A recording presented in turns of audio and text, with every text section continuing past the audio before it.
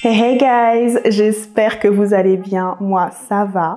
Pour ceux qui ne me connaissent pas encore, je m'appelle Charline et je vous souhaite officiellement la bienvenue sur ma chaîne YouTube. Alors aujourd'hui, je vous retrouve pour une nouvelle vidéo où on va aborder un thème qui m'a beaucoup marqué, qui sort d'une série que beaucoup d'entre nous connaissent déjà et que d'autres ne connaissent pas encore, et j'espère que grâce à cette vidéo, vous allez peut-être avoir la curiosité d'aller voir en fait. Donc, avant de commencer, si vous n'êtes pas encore abonné à ma chaîne, je vous invite grandement à le faire. Je ne force personne, mais ça donne de la force et du soutien, donc si vous avez envie d'agrandir ma famille, vous êtes les bienvenus. Et aussi, n'hésitez pas à me suivre sur Instagram. Le nom est affiché juste là. Donc voilà, sans plus tarder, on va passer donc au décortiquage de cette vidéo. C'est parti!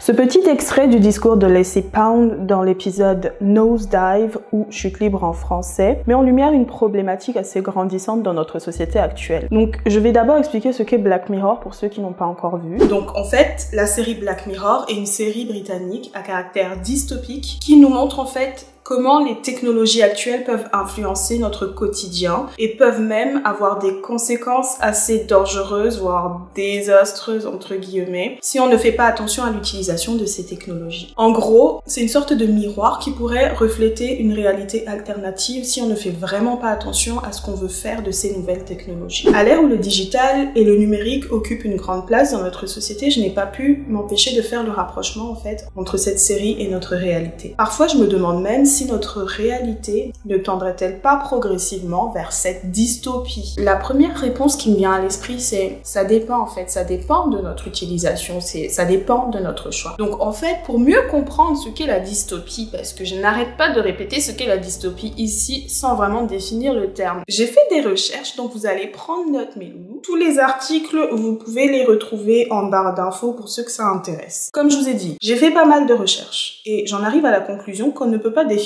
dystopie sans définir ce qu'est l'utopie. Après, il y a des débats là-dessus, mais qui est son contraire, sans vraiment être son contraire, qui peut être son synonyme, bref. On va décortiquer ça, on va voir. Alors nous allons commencer par définir ce qu'est l'utopie. J'ai pris des définitions simples qu'on trouve sur le dictionnaire L'Internaute. L'utopie est un terme qui a été inventé par le philosophe, humaniste et théologien Thomas More en 1516 et qui signifie du coup une société imaginaire idéale. La dystopie, quant à elle, sur ce même dictionnaire, signifie un endroit où il se passe de mauvaises choses. Tout simplement. Donc en fait, dans ces deux définitions, on voit bien que la dystopie est ici le contraire de l'utopie. Pour qu'il y ait utopie, il faut que le système mis en place soit validé par le plus grand nombre. L'essentiel, c'est que ça valide. L'essentiel, c'est que ça valide. Dans Nosedive, tout porte à croire au début que c'est un monde utopique parce que l'ensemble des habitants, en fait, semble avoir validé le système de notation. Cependant, dès que l'un des groupes de la société ne valide plus le système en place, à contrario, ça va devenir donc un monde dystopique pour cette personne qui ne valide plus cette forme de notation. Mais bon, comme il s'agit d'une science-fiction, la plupart des auteurs en fait qui travaillent sur ce genre de thématique s'accordent à dire que les science-fictions sont généralement et majoritairement dystopiques. Là où ils veulent en venir en fait, c'est que ça présente des scénarios qui pourraient être possibles dans un futur proche, mais ça dépendra en fait de notre choix. N'oubliez pas que nous sommes dans une société qui est régie par des règles et que l'essentiel en fait, c'est le critère de la validation ou de l'acceptation par le plus grand nombre, qui est une des bases fondamentales en fait d'une société démocratique, tout simplement. Et surtout que l'utopie et la dystopie relèvent tous deux de la fiction. Ça veut dire que ça n'existe pas. Ça le pourrait, mais en fonction de notre choix. Voilà. Donc si vous êtes intéressé à creuser un peu plus sur ces notions de dystopie, d'utopie, n'hésitez pas du coup à checker la barre d'infos parce que j'ai mis tous les articles là-dessus en barre d'infos. Guys, je ne suis pas du tout de nature alarmiste, j'ai toujours foi en l'humanité. Mais dans cette vidéo, j'aimerais analyser du coup les similitudes entre cette série, surtout cet épisode-là, Nosedive, et notre réalité. Pour qu'on puisse prendre conscience des dangers que pourrait provoquer en fait l'utilisation excessive et les choix excessifs à propos des nouvelles technologies. Parce que, après avoir vu cette série, je me suis dit en fait que elle se rapproche de notre réalité plus qu'on ne le croit en fait.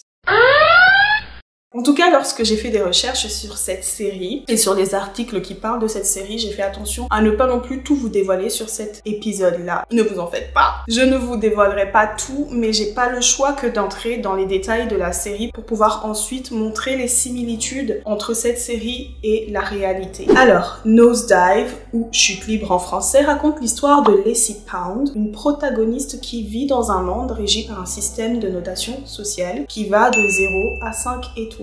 Donc en fait, dans ce monde, si tu es populaire, tu vas avoir une meilleure vie. C'est d'ailleurs ce qui va pousser Lacey à améliorer son score coûte que coûte sur les réseaux sociaux pour pouvoir avoir ce qu'elle veut. Ces notes ou ces scores vont déterminer le statut socio-économique d'une personne. Donc, si tu as une note très basse, tu seras en marge de la société, et si tu as une note plus haute, tu seras populaire et tu auras une meilleure vie, tout simplement. Donc en fait, Lacey, elle va être tellement obnubilée, aveuglée par cette volonté de réussir, qu'on va finalement assister à son plongeon, ou du coup, comme la traduction du titre de l'épisode en français, on va assister à sa chute libre. Donc les citoyens de cette ville, ils sont propres sur eux-mêmes, ils sont habillés dans des tons pastels comme ça, un peu rose, saumon, vert menthe, bleu, violet, mais en tout cas des couleurs assez vives. Et en ce qui concerne le paysage autour et l'environnement en général, il n'y a pas une seule once de saleté en fait. Tout est propre, lisse, carré, et en plus l'environnement en question est dans des notes assez vives, en fait, des couleurs assez accentuées. Ce qui me rappelle d'ailleurs l'ambiance d'Instagram. Sur Instagram, on ne montre que la meilleure version de nous-mêmes. Certains vont même abuser des filtres. Tout le monde utilise des filtres. Enfin, je sais pas vous, mais en tout cas, je ne vais pas jusqu'à déformer mes formes ou ce genre de choses, mais j'ai quand même quelques filtres de luminosité, colorimétrie de base. En tout cas, voilà, cet univers me rappelle Instagram. Pourquoi? Parce que, déjà, comme je vous l'ai dit, l'environnement couleur vive, propre sur le même, donc ça rappelle vraiment les feeds lisses, propres et tout. Aussi, on ne va jamais montrer les désordres, on ne va jamais montrer les saletés, on ne va jamais montrer en fait lorsqu'on est au plus mal. C'est en ça que cet épisode me fait penser. Je ne sais pas vous, mais en tout cas, ça c'est mon analyse personnelle. Dès que j'ai vu en fait les premières images, ça m'a directement fait tilt dans la tête. Je me dis mais ça me rappelle trop Instagram. Et du coup, dans cette série, déjà on se rend compte que plus tard à la fin, justement, ce n'est qu'une question de filtre. Parce qu'en fait, les habitants de cette ville portent des lentilles de réalité augmentée. C'est ce qui leur permet en fait, ce qu'on voit en fait, c'est à travers leurs yeux au début qu'il y a vraiment des filtres, des couleurs vives et tout. Mais aussi et surtout, ces lentilles, c'est ce qui leur permet de noter leur entourage, en fait, les personnes qu'elles ont en face d'elles. Parce que grâce à ces lentilles, lorsque vous allez voir la série ou la revoir, il y a un cercle qui se dessine lorsqu'on regarde le visage d'une personne, et en fait, il y a les notes de la personne qui sont directement affichées, en fait, les étoiles qu'elle a. Donc comme je vous ai dit, c'est un système qui est basé sur une notation. C'est-à-dire que tu vas noter la personne en lui donnant entre 0 et 5 étoiles. Dans cette société, en fait, tout le monde est obligé. Enfin, ils sont pas vraiment obligés, mais en tout cas, c'est la pratique. C'est de noter tous les faits et gestes de la personne ou des personnes qu'on a autour de nous. L'exemple que je prends, c'est dans la série. Au tout début de la série, Lacey Pound, elle se rend à un café avant d'aller au travail. Il y a un vendeur qui va lui servir du coup son petit café et son petit biscuit. Et ce vendeur-là, en tout cas c'est mon ressenti en fait de ces passages-là, donc il fait un sourire forcé, ce qui contraint en fait Lacey à le noter en fait, pour essayer d'évaluer en fait la prestation en question. Il y a un autre exemple, tout de suite après, Lacey qui vient de prendre du coup son petit déjeuner, donc avant de prendre son petit déj, forcément, elle fait la petite photo qui nous rappelle encore Instagram, genre on prend la petite photo du café même s'il est pas bon, pour faire joli sur nos feeds. Donc en fait, Lacey elle va entrer dans un ascenseur et croise une dame dans l'ascenseur, donc elle va faire son sourire Colgate, comme j'ai l'habitude de le dire, et de saluer la dame. Et en fait, dans cet univers, les gens sont contraints à faire semblant de s'intéresser à la vie de la personne qu'on a en face de soi. Parce que Lacey ne connaissait pas cette dame. Quand elle a salué avec ce beau sourire, en fait, en même temps, elle scrollait, en fait, grâce au dispositif qui lui sert pour pouvoir voir un peu la vie de la personne, en fait. Donc, grâce à ces lentilles, elle voyait que la dame à côté, elle avait un chat et qu'elle passait son temps à publier des photos de son chat avec le nom du chat. Donc, elle était là, genre, ah, je prends un exemple là. Mais comment il va, Pookie? Ça se voit que c'est un monde d'hypocrites. tout simplement. C'est mon ressenti. Dites-moi ce que vous en pensez pour ceux qui ont déjà vu la série. On voit vraiment que tout n'est que mascarade et hypocrisie en fait pour pouvoir avoir une bonne note.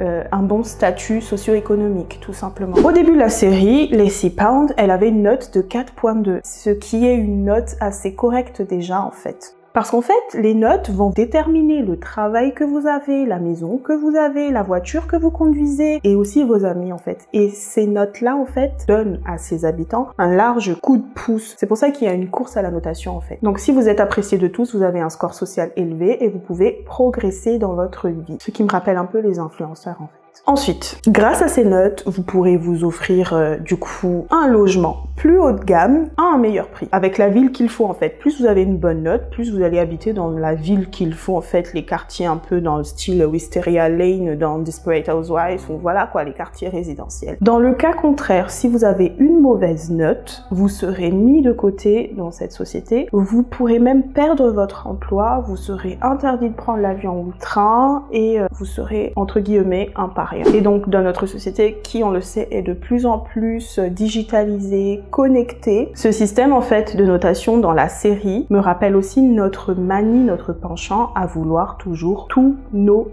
En fait, on évalue presque tout, les gars. Que ce soit la prestation du chauffeur Uber, que ce soit les enquêtes de satisfaction, service client, là, les pubs et tout ça, ou quand on appelle, on a un téléphone cassé, du coup on appelle Darty, bah, à la fin, on nous demande d'attribuer une note sur une échelle de, je sais pas moi, 0 à 10. Ça me rappelle également les likes sur Insta, Facebook, sur les réseaux sociaux en général. Ça me rappelle les abonnements sur YouTube, les likes sur YouTube, les commentaires. En fait, nous aussi, on a une tendance et une manie à vouloir toujours tout noter et à vouloir donner notre avis sur tout. Mais ça va encore plus loin. Rappelez-vous, je vous ai dit que dans la série, si on a une note très basse, on ne peut même plus prendre l'avion, on peut perdre notre emploi, on est en quelque sorte pénalisé. Et ça me rappelle un système institutionnalisé. C'est le système de crédit social chinois. Et là, il semblerait que la fiction soit devenue en fait une réalité. Big Brother is watching you guys.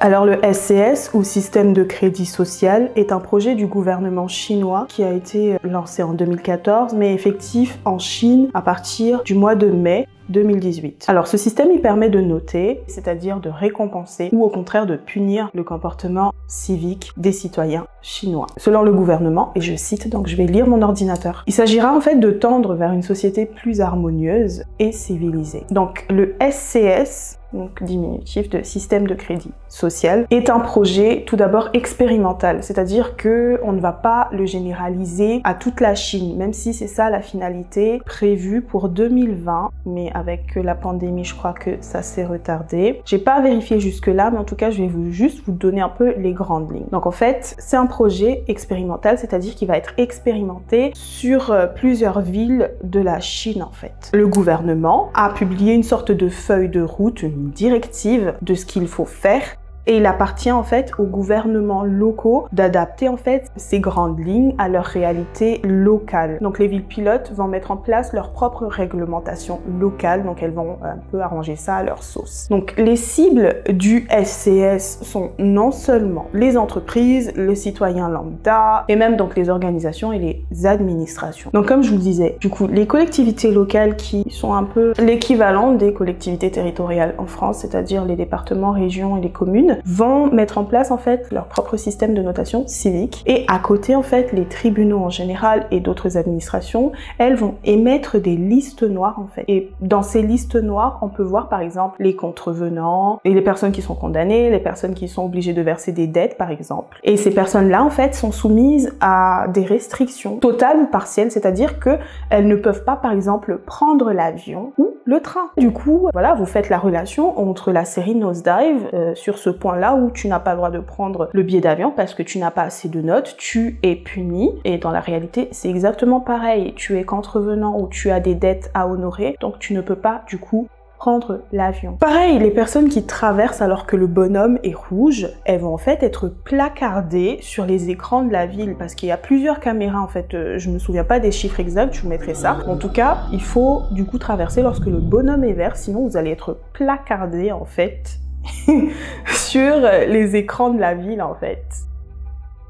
Et du coup ici je vais faire un parallèle entre l'épisode de la série et la réalité en Chine. Du coup Lacey elle a une moyenne de 4.2 comme je vous l'ai dit et elle veut habiter du coup dans un quartier plus huppé avec une maison plus high standing en fait. Du coup pour pouvoir avoir cette maison il fallait qu'elle ait une moyenne de 4.5. Donc elle va tout faire en fait pour essayer d'avoir cette note là. Et dans la vraie vie, c'est-à-dire dans la réalité en Chine, pour les personnes qui sont placardées sur les écrans de la ville ou les personnes qui sont interdites de prendre l'avion, pour pouvoir du coup récupérer leurs points, elles sont obligées de donner leur sang. Dites-moi ce que vous en pensez en commentaire. Je cite du coup l'article du Monde. Ils devront du coup faire preuve de sens civique en donnant leur sang, en se distinguant comme travailleurs modèles ou en réalisant des bonnes actions. Donc voilà, vous voyez le parallèle, c'est un peu pareil. Donc Lacey, elle est obligée du coup hypocritement de sourire à des personnes, de tout faire pour gratter des points, et dans la vraie vie, ben, tu donnes ton sang, sinon tu prends pas l'avion. Grosso modo, c'est de façon grossière que je le dis, mais en gros, c'est ça. Dans mes recherches, j'ai pu voir que les personnes avec de bonnes notes, du coup, les bons citoyens sont récompensés lorsqu'ils achètent chinois. Donc si vous achetez un produit chinois, donc local, si vous avez de bonnes performances au travail, si vous publiez sur un réseau social un article qui vante les mérites de l'économie nationale, des choses positives sur le gouvernement, là vous allez être récompensé. Mais par contre, si vous allez publier par exemple la photo célèbre là de ce qui s'est passé à Tiananmen, là vous allez malheureusement être malucé en fait. Vous allez être puni pour ça en fait. Donc voilà, j'ai fait à peu près le tour sur les bonus et les malus de ce système de crédit social. Et en fait, là où je fais le parallèle avec l'épisode Nosedive, c'est par rapport du coup à ce qui en résulte. Parce que si vous avez des bonnes notes en Chine, vous pouvez accéder au transport public, vous pouvez accéder à de bons logements ou avoir une rapidité à obtenir un logement social par exemple. Vous pouvez également avoir des formalités de prêt parce que vous êtes un citoyen digne de confiance. Et là, ça me rappelle également un passage du coup au début de l'épisode où il y a un personnage qui s'appelle Chester qui s'est retrouvé bloqué dehors parce que il a une notation, je crois, de mémoire à 3.1. Il a été sous-noté parce qu'il a quitté son petit ami, etc. Donc en fait, les gens lui ont tourné le dos. Donc moi, ma question là, vu qu'on en est là, est-ce que vous pensez que d'autres pays vont utiliser le même système, vont expérimenter ce système? Faites-moi savoir en commentaire, j'aimerais votre avis là-dessus. Le petit plus que j'ai envie de rajouter sur ce questionnement, c'est que ce système de notation, lui, il existe déjà en fait dans le monde occidental et dans le reste du monde. Il existe mais passivement. Comme je vous l'ai dit au tout début, on donne des avis à longueur de journée. Mais ma question du coup c'est est-ce que en Occident et dans le reste du monde ça va aller plus loin? Parce que franchement c'est un système assez intrusif en matière de liberté fondamentale, mais ce n'est que mon avis en fait. Après, j'ai envie de vous dire, on est dans une société démocratique, ce qui fait que nous avons notre mot à dire, nous pouvons encore voter pour ou contre, donc je pense que dans une société démocratique, ça sera plus compliqué à mettre en place. Mais c'est mon avis, donc est-ce que vous êtes pour ou contre ce système? Le débat est ouvert. Si on revient à Black Mirror, comme je vous l'ai dit précédemment, ce système est très intrusif. Et il est aussi très élitiste. Seuls ceux qui correspondent aux normes sociales de cette société pourront monter, pourront réussir. Donc les personnes en marge de ce monde du paraître ne pourront pas, malheureusement, réussir et seront mis de côté. Par exemple, si une personne n'aime pas prendre des photos, elle n'aura pas de notation au final, elle sera mise de côté. Donc en gros, c'est un monde d'hypocrisie, de paraître et de mensonges qui va pousser tout le monde à se mettre en compétition, in fine. Ce qui n'est pas très loin du coup de notre réalité, et ça me rappelle du coup les influenceurs, ce qui me rappelle du coup le monde d'Instagram et le monde de YouTube en général en fait, où tout le monde va courir après le meilleur contenu, tout le monde va se mettre en compétition, va traiter de sujets qui ne les intéressent forcément pas, et c'est assez dangereux parce que il y a plusieurs influenceurs ou YouTubeurs qui ont décidé de quitter complètement les réseaux parce que ça les a complètement bousillés en fait. À cause de la pression écrasante, par exemple les abonnés ou les followers qui leur forcent à faire quelque chose. Ça me rappelle par exemple Enjoy Phoenix lorsqu'elle voulait diversifier sa chaîne et qu'il y ait des gens par exemple qui l'ont critiqué par rapport à ça parce que elle évolue. C'est pas qu'elle ne veut plus faire des make-up beauté, mais elle veut diversifier sa chaîne. Ou par exemple d'autres influenceurs, je pense notamment à l'influenceuse australienne Essena O'Neill qui a décidé complètement d'arrêter les réseaux en fait. Parce que les réseaux l'a empêché du coup d'être elle-même. Les réseaux, Instagram et tout ça, tout cet univers peuvent conduire jusqu'à des dysmorphies corporelles, des troubles alimentaires. Et cette influenceuse que je vous dis là, elle a décidé de quitter tout ce monde-là parce qu'elle ne mangeait plus, elle devait tout le temps prendre des photos, elle saoulait sa famille à lui prendre en photo. Ce qu'il faut retenir de tout ça, c'est que Nosedive nous aide à comprendre les dangers de la technologie et des médias sociaux. Si on les prend trop au sérieux, si on les laisse prendre le pas sur nous, faut nous souvenir que ça reste du coup des machines en fait qui sont derrière des algorithmes et tout ça. Donc c'est nous-mêmes qui avons le choix en fait. On va y venir. Mais du coup voilà, ça peut nous rendre dingue, ça peut nous transformer, ça peut transformer notre physique et notre mental, notre morale si on ne fait pas attention à l'utilisation de ces technologies en fait. Mais comme je vous l'ai dit, je ne suis pas trop alarmiste et je crois encore et j'ai toujours foi en l'humanité. Les médias sociaux, les technologies que nous avons ont permis de sauver des vies, ont permis quand même une certaine évolution. Donc, ça reste quand même des outils très très utiles à la vie que nous menons aujourd'hui au 21e siècle. Mais ça peut aussi être très dangereux, frustrant, piégeant pour beaucoup, enfermant des personnes dans des bulles. Et j'aimerais du coup conclure mon analyse là-dessus, c'est que la différence entre cette série et notre réalité, c'est que, encore une fois, nous avons le choix. Le choix de définir comment nous allons utiliser ces technologies, le choix de définir ce que nous allons accepter ou non, d'oser ce qu'on veut montrer ou non, et d'imposer nos choix tout simplement, par exemple, à nos abonnés, aux followers, ce qu'on veut montrer, ce qu'on veut ne pas montrer. Nous avons aussi le choix d'être nous-mêmes, tout simplement. Voilà quoi, j'ai voulu vous montrer du coup en quoi est-ce que cet épisode de Nosedive se rapproche, je dirais pas dangereusement, mais pourrait se rapprocher et en train déjà de se rapprocher de notre réalité, en tout cas en Chine. Mais je veux finir quand même sur une note positive et dire que, encore une fois, le choix nous revient. Donc voilà, je me permets du coup de nous ouvrir quand même les yeux, garder l'œil ouvert sur notre avancée et garder à l'esprit que ce n'est pas la technologie qui nous domine, c'est nous qui devons dominer la technologie. C'est nous qui devons dominer les réseaux sociaux. Faites attention à votre utilisation des réseaux sociaux. Et si je vais plus loin, ne vous fiez pas à tout ce que vous voyez sur Internet, surtout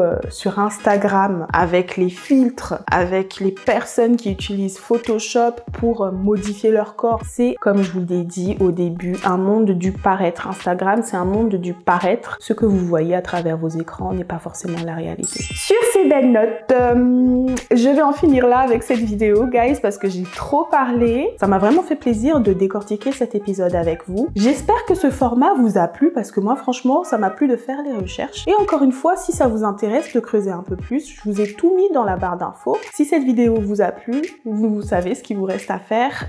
Je vais pas non plus vous forcer à chaque fois. Même si ça me ferait vraiment plaisir de vous accueillir au sein de ma famille, n'hésitez pas à vous abonner. Si vous avez du coup aimé ce contenu, n'hésitez pas à commenter, à liker, à partager pour que les gens puissent voir. Et puis voilà, pour ma part, je vous retrouve du coup la semaine prochaine pour une nouvelle vidéo sur une nouvelle thématique. Mais en tout cas, prenez soin de vous mes loulous. Je vous love. Ciao, ciao!